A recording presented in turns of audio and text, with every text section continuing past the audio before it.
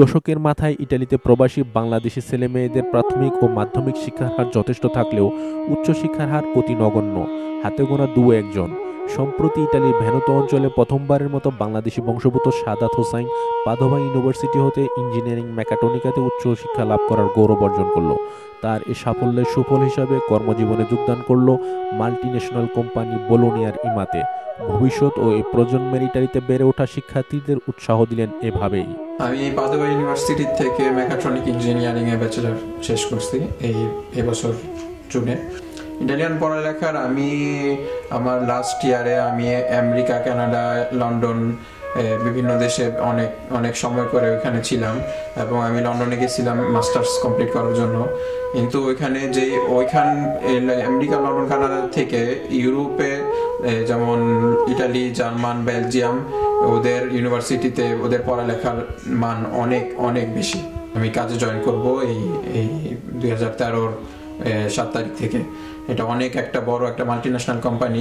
ইটালির শিল্পনগরীগুলোতে অভিভাবকদের উৎসাহে ছেলেমেয়েরা উচ্চশিক্ষার পরিবর্তে ধাবিত হচ্ছে কর্মজীবনে। তার কারণ এভাবেই ব্যক্ত করলেন ইঞ্জিনিয়ার সাদাত হোসেনের মা। এখানে অনেক গার্জিয়ানরা মনে করে যে ইটালিতে লেখাপড়া করে ইটালির লেখাপড়ার কোনো মান নাই, এজন্য ওরা মনে করে যে লেখাপড়ার চাইতে কাজ করলেই বোধহয় ভালো হবে। কিন্তু আমি এমনটা মনে করি নাই বা করি না।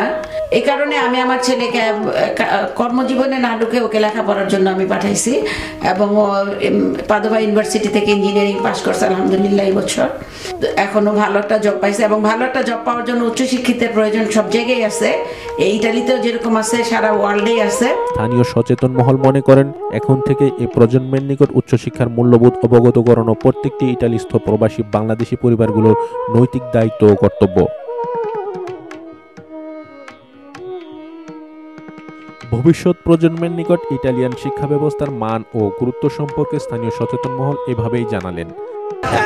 ইতালির লেখাপড়ার মান অবশ্যই ইউরোপের অন্যান্য দেশের সমতুল্য এবং আমি মনে করি যথেষ্ট ভালো। যে এখানে লেখাপড়া করানোটা আসলেই অনেক ব্যয়বহুল ব্যাপার, যদিও জিনিসটা আসলে অতটা সত্যি না। তার কারণ হচ্ছে মেধাবী ছাত্রদের জন্য এখানে বিভিন্ন ধরনের সুযোগ সুবিধা এবং যে সমস্ত পরিবারের অর্থনৈতিক অবস্থা বেশি সুবিধা না, তাদের জন্য বিভিন্ন ধরনের সুযোগ সুবিধা এখানে লেখাপড়ার জন্য উচ্চ পর্যায়ে লেখাপড়ার জন্য দেওয়া হয়। যদিও আমাদের এখানে দেখা যায় প্রাথমিক ও মাধ্যমিক স্কুলে বাংলাদেশিদের সংখ্যা যথেষ্ট, তবে উচ্চশিক্ষার ক্ষেত্রে জিনিসটা আসলেই খুবই নগণ্য। হাতে গোনা কয়েকজন ছাত্র ছাড়া বাংলাদেশি তেমন কোনো ছাত্ররা এখানে উচ্চশিক্ষা গ্রহণ করছে না। আবার অনেকেই মনে করছেন 2 যুগ ধরে ইটালিতে বাংলাদেশি ইমিগ্রেন্টদের আগমন ঘটলেও এখনো ব্যাপক হারে তাদের ছেলে মেয়েদেরকে উচ্চশিক্ষা করার বয়স হয়নি।